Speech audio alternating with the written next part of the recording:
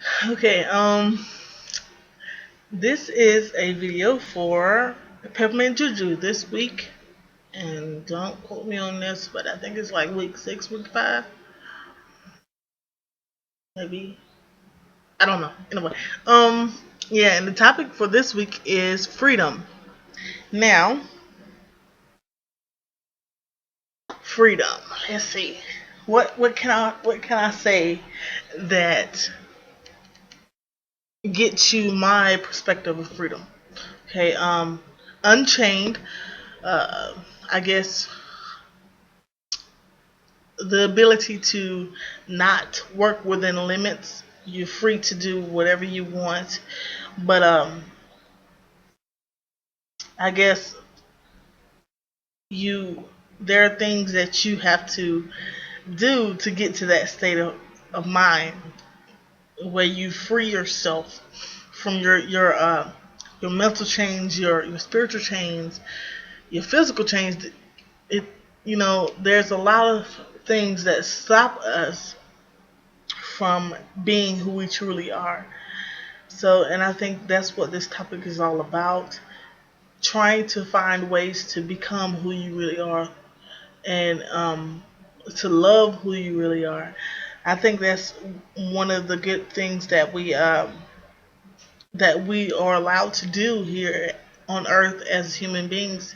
We're allowed to be ourselves and not get ridiculed for it, um, especially in this um, country, in the United States. We're allowed to be who we are, and I think it's a very positive thing, you know,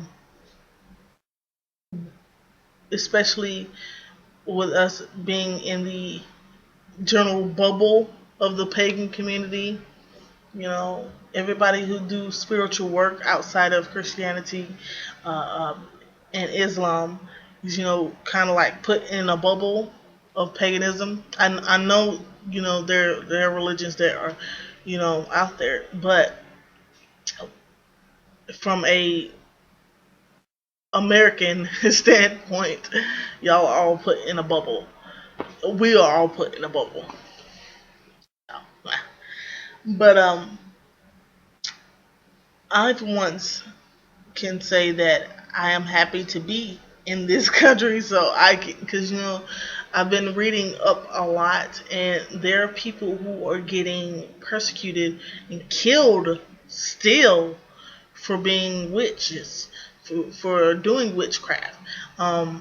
Over there in Africa, it's very dangerous, and to not have that freedom that we have, that we take so much for granted, is is daunting to think about, because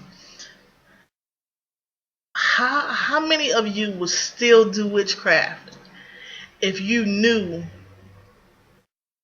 you will pretty much get killed for it? How many? How many can really say that? You know, that's a question. That's a good question. Maybe we'll talk about that on the wrap up. How many people would actually still be in their spiritual path if they knew they would get killed for it if someone found out? Not just the police found out, but if anyone found out. These are family members who are killing these women. And these are village communities who are attacking these women, and it's just a freedom that we as Americans take for granted. Even in the UK, I think it was a couple of weeks back, they were saying that they were trying to ban pagan websites and witch websites. Um, I guess that's what you would call it. Pagan, yeah, pagan witchy websites over there in the UK. They was talking about banning them, and I know a couple of my friends, my witchy friends, were all up in arms, and I was like, oh my god, like, what if that happened over here? Like, what would we do? We rally together and show how strong our community is, or would we just put it to the side? Would we? Like, there's things that happen all over the world that we don't necessarily think twice about. We have that freedom to basically worship what we want to worship. We have that freedom to be who we want to be is in a spiritual sense. So it's crazy how people seem to not know how blessed they are in that aspect of life. You're blessed to be able to walk your spiritual path the way you want to, not being shunned away or um, knocked down for what you believe in. Now, there are certain parts of America, yes, they do shun you away or, oh, you a devil worshiper. Yes, but you're not actually getting killed. So you're not getting drugged through the city by your ankles and getting thrown and pummeled by everything imaginable because you're a witch. They're not doing that.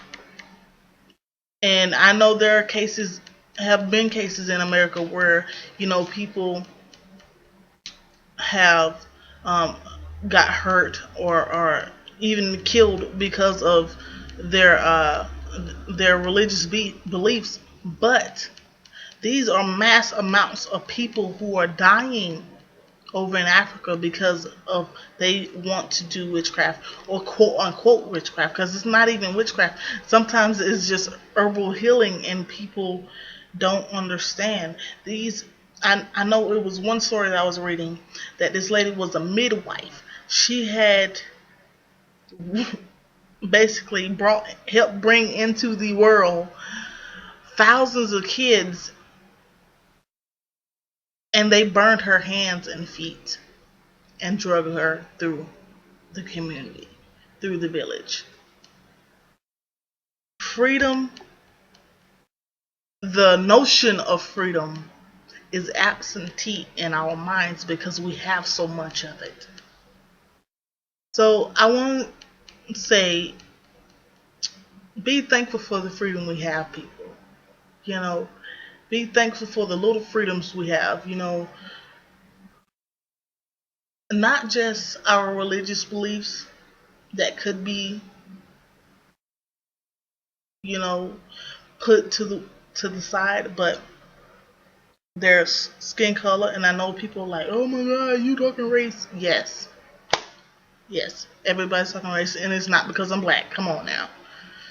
But there's religious beliefs that can be persecuted. You can be persecuted for anything. Your hair length. People are crazy out there, but we have so many freedoms that we forget to thank those who paved the way for us to have those freedoms.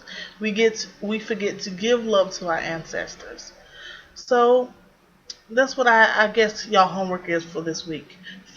Write down some of the freedoms that you have taken for granted or that you have come to realize that you're blessed to have. And thank the ancestors. Thank them for what they have did, what they have died, and what they have endured for us to have our freedoms that we so blankly disrespect nowadays. So, bright blessings, you guys, and that was freedom for this week.